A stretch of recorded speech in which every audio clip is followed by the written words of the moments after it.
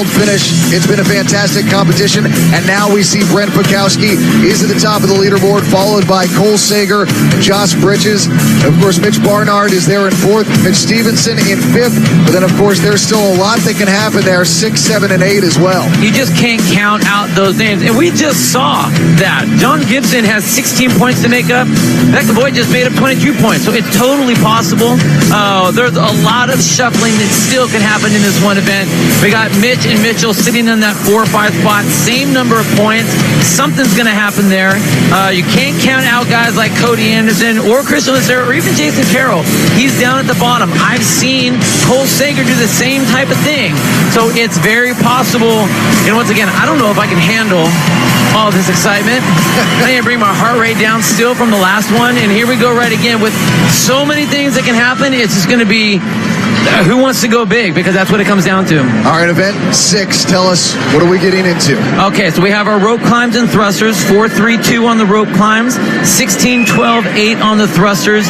The weight on that bar is 155 pounds, so it's a good weight, one that these guys aren't going to be able to slam through, so it's going to put a little taxing on them, but they're going to have to determine how fast to push it. They're going to ride that line so that they can finish off very, very hard, but I'll tell you what, it is going to be fast and it's going to be furious. Let's get a look at our lanes here for this final competition of the weekend.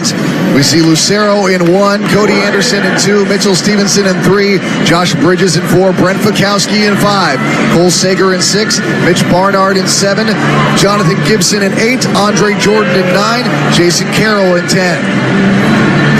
Now, Cody Anderson, he had a rough first day. And talk about someone who's made the big jump. That was him. He had an incredible second day. And then here he is doing great in the third day. So he's only 18 points out.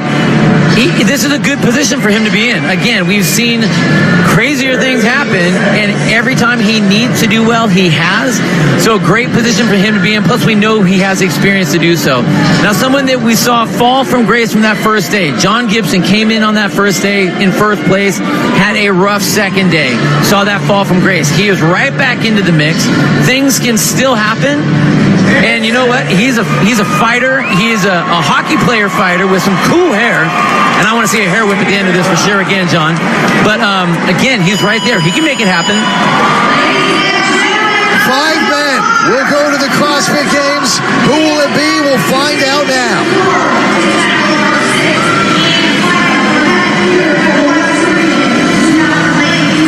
Our time to beat is Cameron Pernich, 3:44.58. What happened in heat number 2 again? Cameron Pernich, 3:44.58.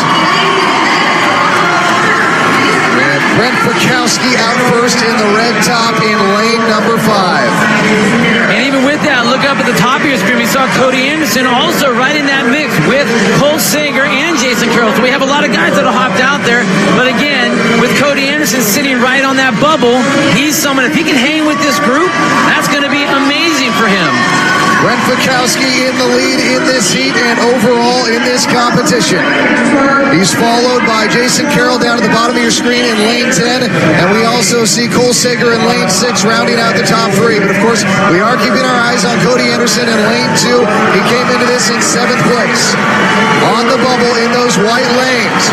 Right now, Pakowski and Sager will be the first 2 back to the rope climb again. But there's Anderson in lane number 2.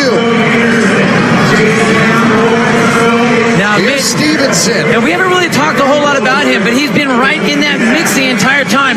Problem with coming in 5th a handful of times is you get overlooked. It's kind of like you're eclipsed by the first, and you're well past the guys that are coming in last. So he's had an amazing show up to this point. He needs to try to hold on to that position. Him and Mitch Barnard are tied at that 322. They got to keep Cody Anderson out of there. And here's the thing, Cody Anderson is right ahead of Stevenson. And Pakowski comes out first, followed by Sager. Cody Anderson comes up as well in lane number 2. Those are your top 3 in lane 10. Here comes Carroll. Pakowski moving quickly. He's in the red top, Sager in the white top moving up. Oh my goodness, the way this is shuffling up. We have our 2 leaders up at the front that we really don't even need to concern ourselves. I mean, they're winning. They're doing great. Cole and Brent right there. But those guys are in the front. You have to look at who is left here. We got Mitch Barnard. He's trying to hang in there. He's tied up with Mitchell Stevens, but Cody Anderson is sitting in that number 3 spot. So he's got to pick it up if he wants to hold on to that position. There's Cody Anderson making his way back. We see Fikowski and Sager already back there.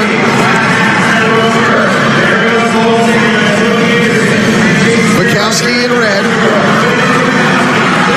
And Fikowski already finished and back out for thrusters again.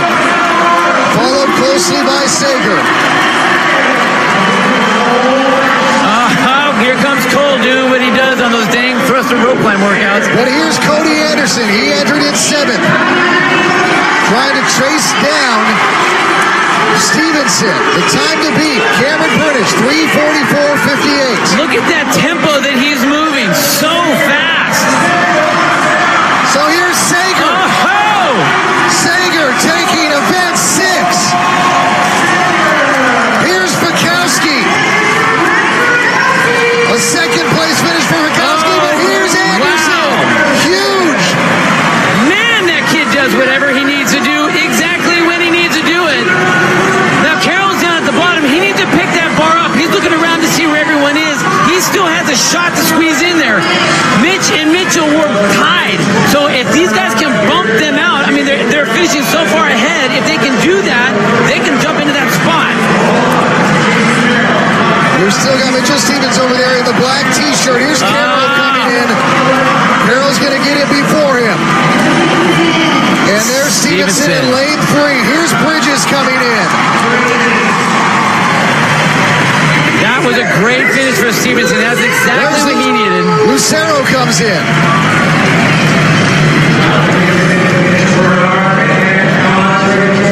And that's Andre Jordan. There's Barnard. This is big.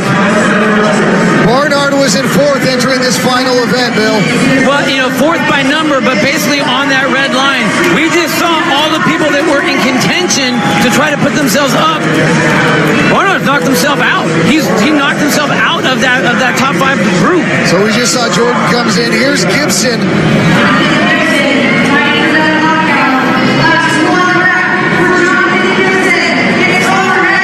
And now Gibson will come in. 1:55 remains. Barnard. It's 1:45 left. But again, he entered this in 4th.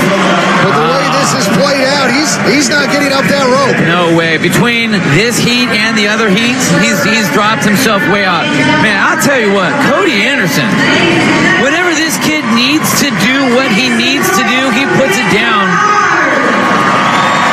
And the climb that he took from that first day to here, man, that's impressive. Back to Barnard.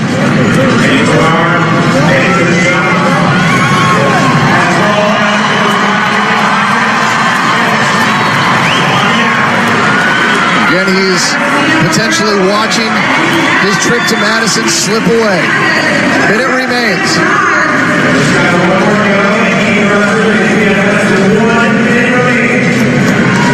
I mean, I'll tell you what, we have everybody in this heat, other than Barnard, have finished. The last heat, everybody finished. The heat before that, I think everybody finished. The 34th position or 35th or whatever he ends up placing here is not what he needed. He just didn't have any sort of a cushion to be able to protect himself from something like that. This is what can happen. Just the tank can be empty sometimes. The want is there. The fuel might not be. Well, and with any sort of gymnastic type movement, that's how it ends up happening. You hit the wall, and when you hit the wall, you have no option other than just to sit there and wait. And that's really too bad. He had such a great weekend. This entire weekend, I mean, it's rough to kind of have this be the end right here, and you just have such a not as successful finish. But what a great weekend overall, and I hope he doesn't take that too bad. He had a spectacular weekend. And the cap will sound. Cole Sager takes event number 6.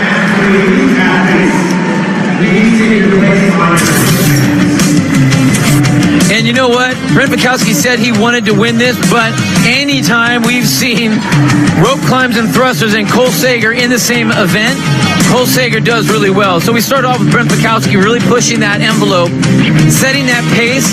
Cole Sager just keeping right in stride with them, a little bit faster on the clip. And then as they made themselves towards the end, Cole had just enough to go and push a little bit faster. That's what he did, and he looked so good. And again, I think the nice thing with Cole is he's got that mindset now where he doesn't look to see where everybody is. He knows how to push himself, and that's exactly what happened here. He came all the way into it, all the way to that final segment, and then the sprint across the finish, fired up. Way to go. And I'll tell you what, not once did this guy have to dig himself out of a hole the entire weekend. Spectacular weekend by Cole. All right, let's take a look at these results here from event number 6. We see Cole Sager with a time of 3:28.12, finishing ahead of Brent Fikowski, 3:33.92. Cody Anderson, a big move for him, coming in third, 3:38.79. Cameron Pernich, and then you see Mitchell Stevenson and Jason Carroll down there at 4:09 and 4:10, right next to each other. So we're going to see how this all plays out with the shakeup of the leaderboard. They're obviously tabulating the results right now, but things are once again going to shift. Well, the fact that Cody was only 16 points out, he was hoping for a couple people to play in between him and Mitchell Stevens or Mitch Barnard, depending who was going to be there, whoever finished the best. The fact that he has, 5 people in between himself and Mitchell Stevens, that's a pretty good number. I mean, that's a very good number. And we saw earlier what happened with Becca Voigt, the same sort of setup, and it played in his favor. Now, granted, I don't have my calculator out here in front of me, and they're doing all their abacus work behind me, so we'll figure that out, how it turns out. But if you had to play it any way you could, that was the way to play it.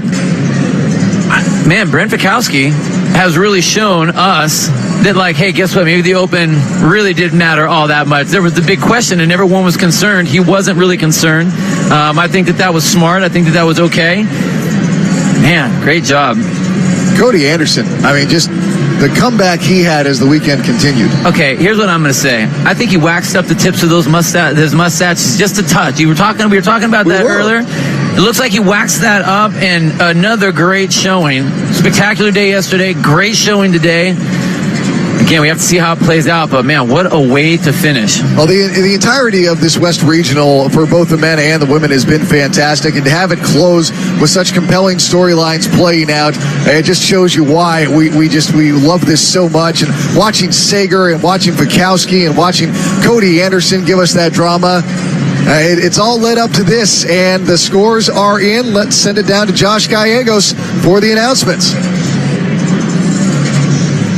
All right, ladies and gentlemen, here we go. We have the results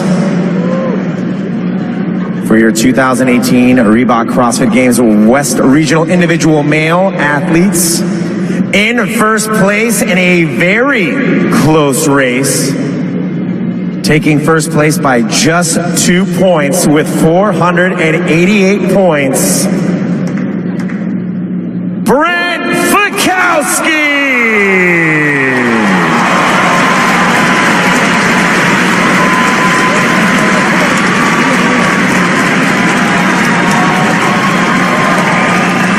In second place, with a score of 486 points, Cole Sager.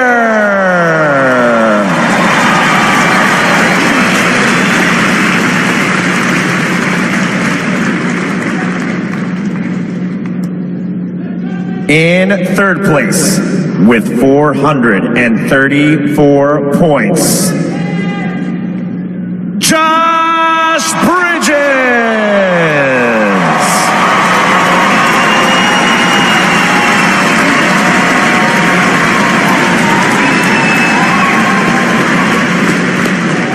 In fourth place, taking one of 2 qualifying spots with 392 points,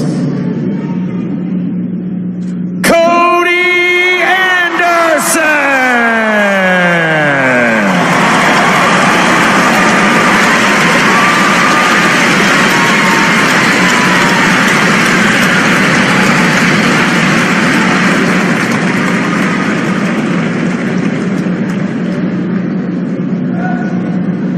And the last and final qualifying spot with 386 points, Mitchell Stevenson.